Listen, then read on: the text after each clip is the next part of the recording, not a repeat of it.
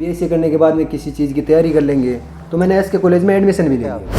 Army में ज़्यादा रुचि थी मेरी, आर्मी में जाना चाहता था मैं। सीना गर्व से सीना तान कर कहते हैं कि मेरे पोते डॉक्टर हैं। मैं ये सोचता था कि अगर सिलेक्शन हो जाएगा तो मैं बाइक लाऊंगा, फ़ोन लाऊंगा, तो फिर उनसे मुझे ज़्यादा मोटिवेशन मिलता था। तो फिर मैंने मम्मी को पहले ही बोल दिया था कि अगर मेरा सिलेक्शन हो जाए तो मेरे को एक बाइक चाहिए, एक फ़ोन चाहिए, और अगर नहीं हुआ तो मैं चुपचाप किसी भी हॉस्टल में चला जाऊँगा, वापस रिपीट करेंगे। आप मेरे सर पे हाथ रख के कसम कहो कि मेरे को बाइक और फ़ोन दिलाओगे तभी मैं जा रहा हूँ और तभी मेरा सिलेक्शन हो पाएगा। जैसे बाइक पे बेटा, बाइक थोड़ी वो स्पोर्ट्स लुक में थी, तो बाइक पे बैठते पेपर देते बाहर आते कि सेम एससी की एससी बाइक लेके आऊँगा।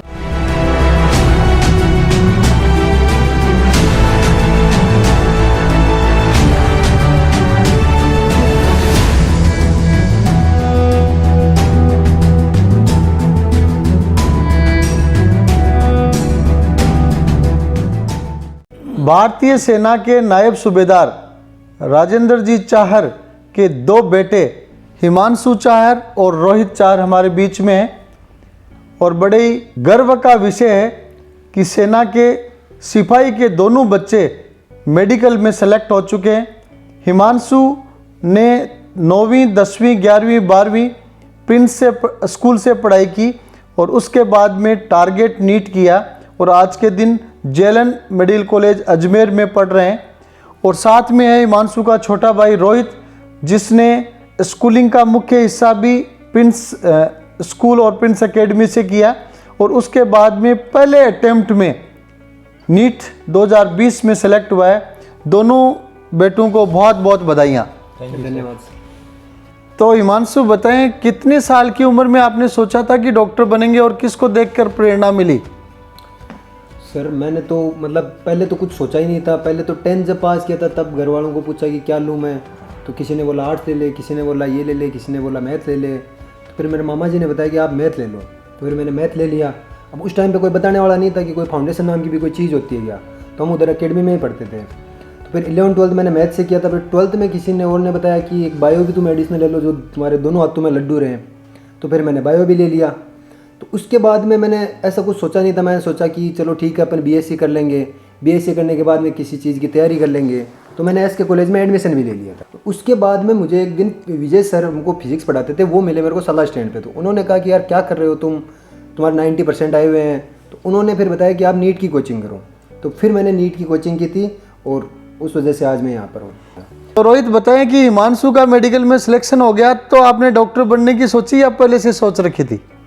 नहीं, ये बात तो मैंने फिर ही सोची, क्योंकि पहले तो मेरा कुछ इसमें रुचि नहीं थी। फिर मुझे इतना पता भी नहीं था ये पीएमटी क्या होती है। किस चीज़ में रुचि थी, क्या करना चाह रहे थे आप? मेरा आर्मी में ज़्यादा रुचि थी मेरी, आर्मी में जाना चाहता था मैं। जी। तो फिर पापा जी आर्मी में थे इसलिए आर्मी में जाना चाह रहे थे? हाँ, वही था। जी। तो फिर हिमांशु के सिलेक्शन के बाद आपने मेडिकल की सोची। हाँ। तो जिस चीज़ में आपकी रुचि नहीं थी उसमें इसको देखकर आपने तैयारी करना शुरू कर दिया।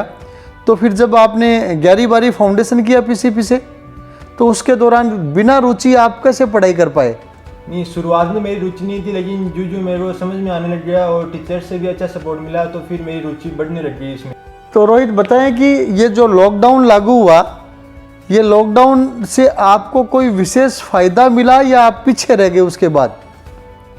मुझे तो पूरा फ़ायदा लॉकडाउन से ही मिला है, क्योंकि पहले तो मेरे उतने मार्क्स आते नहीं थे। फिर लॉकडाउन में मैंने पीसीबी का व्हाट्सएप ग्रुप था वो भी मैंने ज्वाइन कर लिया था, और सारे सही वीडियोस आते थे यूट्यूब पर, वो भी मैंने 2-2 3-3 बार देख लिए थे।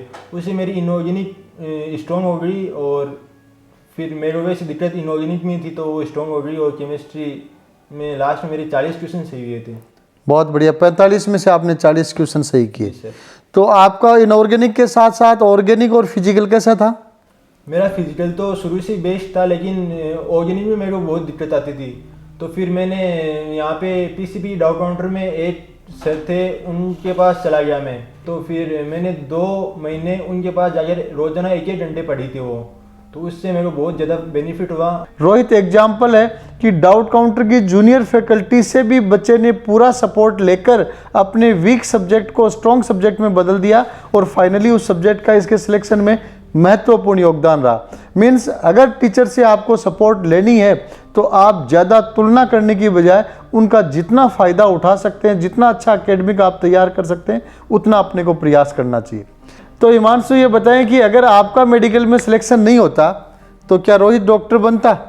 पहले बात तो इसका वो मतलब इंटरेस्ट उतना नहीं था, मेरे को देख के इसका ज़्यादा इंटरेस्ट हुआ, तो अगर मैं नहीं बनता तो शायद इसका उधर इंटरेस्ट होता भी नहीं। अक्सर कहा जाता है परिवार में एक भी व्यक्ति अच्छी शख्सियत, अच्छा सफल, अच्छा कैरियर ओरिएंट हो जाता है, कैरियर में सेलेक्ट हो जाता है, तो परिवार के बाकी लोगों की भी राहें खुल जाती है। रोहित को डॉक्टर बनाने में और किन किन चीज़ों का रोल रहा? आप मार्गदर्शक रहे, फ्रंटलाइन रहे, और किन किन चीज़ों का रोल रहा? और सर मुख्यतः रोल तो यहाँ का फाउंडेशन कोर्स रहा था, क्योंकि मेरे को तो मेरे टाइम पे पता नहीं था कि फाउंडेशन क्या होता है। तो इसने बोला कि पहले भाई मैं स्कूलिंग करूँगा। मैंने कहा तू स्कूलिंग मत कर, सीधा फाउंडेशन में चला जा। तो बोला मेरे 12th में परसेंटेज नहीं आएंगे। और परसेंटेज नहीं आएंगे तो कोई दिक्कत नहीं, तू तेरा बेस तो क्लियर कर पहले। तो इसको मेन रोल उसका फाउंडेशन का था। 11th 12th दोनों में इसको फाउंडेशन में यहाँ पे भेजा। आपने स्कूलिंग पढ़ी 11वीं 12वीं और फिर टारगेट किया, तो आपने जो कमी और समस्याएं देखी उसके कारण रोहित को आपने 11वीं से ही फाउंडेशन में डाला। ठीक है, और कोई ऐसी चीज़ें जिनका आपका डॉक्टर बनने में अच्छा मोटिवेशन रहा हो? सर देखिए, मैं ज़्यादातर खुद से ही मोटिवेट होता था, क्योंकि मैं ये सोचता था कि अगर सिलेक्शन हो जाएगा तो मैं बाइक लाऊंगा, फ़ोन लाऊंगा, तो फिर उनसे मुझे ज़्यादा मोटिवेशन मिलता था। तो फिर मैंने मम्मी को पहले ही बोल दिया था कि अगर मेरा सिलेक्शन हो जाए तो मेरे को एक बाइक चाहिए, एक फ़ोन चाहिए, और अगर नहीं हुआ तो मैं चुपचाप पीसीपी हॉस्टल में चला जाऊँगा वापस रिपीट करने। तो इसका वो बाइक का और फ़ोन का था, लेकिन क्या होता है कि जब ये 10th में था तब भी आश्वासन मिला था, 12th में था तब भी आश्वासन मिला था। तो इस बार इसने थोड़ा अपने आप को परिपक्व बनाया और मम्मी को बोला कि मम्मी मैं एग्ज़ाम देने जा रहा हूँ, मेरा सिलेक्शन हो जाए तो बाइक और फ़ोन दिला देना आप। तो मम्मी ने कहा दिला दूँगी। लेकिन इसने क्या है कि सोचा कि यार अपन को आश्वासन तो पहले से मिले हुए हैं। तो इसने क्या कहा, मम्मी आप ना, मैं ऐसे नहीं मानूंगा, आप मेरे सर पे हाथ रख के कसम खाओ कि मेरे को बाइक और फ़ोन दिलाओगे तभी मैं जा रहा हूँ और तभी मेरा सिलेक्शन हो पाएगा। तो मम्मी ने फिर उस टाइम पे क्या करें, तो फिर सर पे हाथ रख के कसम भी खानी पड़ी। तो यहाँ आप देख सकते हैं कि एक इमोशनल प्रेशर भी बनाया गया है। तो आपको मम्मी ने जब आपको उस हाथ रखकर कसम दिलाई और कसम को स्वीकार किया, तो उसके बाद में आपकी नीट की परफॉर्मेंस में कोई अंतर आया? तब मेरे को मतलब मैं फ्री हो गया था, मतलब कि सिलेक्शन होते ही तो बाइक आ जाएंगी, तो फ्री माइंड से मैंने एग्ज़ाम दी और लास्ट में अच्छे नंबर आ गए। तो हिमांशु और रोहित दोनों को ही मैं कहना चाहूँगा कि बाइक मोबाइल की आपकी इच्छाएं पूरी हुई, आपको बधाइयाँ। लेकिन ये दोनों ही चीज़ें संवेदनशील हैं, आप मैच्योरिटी की तरफ आगे बढ़ते जा रहे हैं, तो इन दोनों का ही आप लिमिटेड और संयमित इस्तेमाल करें ताकि आपकी लाइफस्टाइल भी अच्छी रहे और साथ में इसका कहीं पे भी दुष्प्रभाव भी आप पर नहीं पड़े। मेरे कॉलेज के जस्ट पास में ही था। तो जैसे इसका एग्ज़ाम खत्म हुआ तो मैं इसको बाइक पे बैठा के वापस कोई दोस्त से बाइक लेके मैं बस स्टैंड पे छोड़ दूँ। तो जैसे ही बाइक पे बैठा, बाइक थोड़ी वो स्पोर्ट्स लुक में थी, तो बाइक पे बैठते पेपर देते बाहर आते कि सेम ऐसी की ऐसी बाइक लेके आऊँगा। मतलब उस टाइम पे इसको पता चल गया था पेपर देते कि भाई मेरा सिलेक्शन कन्फर्म है। मतलब उत्साह और आत्मविश्वास था, वो चरम पे था। तो हिमांशु, फौजी के 2 बेटे और दोनों ही डॉक्टर बनना अपने आप में एक फौजी के लिए भी बड़ा गर्व का विषय होता है। तो आपके परिवार में आप दोनों के सिलेक्शन के बाद कैसी अनुभूति हो रही है? सर हमारे परिवार में वैसे तो मतलब जॉइंट फैमिली है तो खुशी तो सबको ही हुई थी, लेकिन सबसे ज़्यादा खुशी दादाजी को हुई थी। तो दादाजी क्या है कि जब भी कहीं जाते हैं तो कोई पूछता है आपके बेटे क्या कर रहे हैं, तो बेटे तो पहले से आर्मी में, पूछते हैं पोते क्या कर रहे हैं, तो पोते हम 2 ही बड़े थे तो दोनों का बोलते हैं कि मेरे तो दोनों पोते डॉक्टर हैं। तो ऐसे जहाँ भी जाते हैं एकदम ऐसे आराम से बैठ के बताते हैं कि मेरे तो दोनों पोते डॉक्टर हैं। सीना गर्व से सीना तान कर कहते हैं कि मेरे पोते डॉक्टर हैं। और निस्संदेह यह चीज़ हर अभिभावक के लिए, ग्रैंड पेरेंट्स के लिए, पेरेंट्स के लिए बड़े गौरव और गर्व की होती है कि जब उनकी आगे की पीढ़ी सफल होने लग जाती है तो उनको अपने बाकी के जीवन में, बुढ़ापे में चारों तरफ बड़ा सम्मान मिलता है कि इनके बच्चे इस तरीके से आगे बढ़ रहे हैं।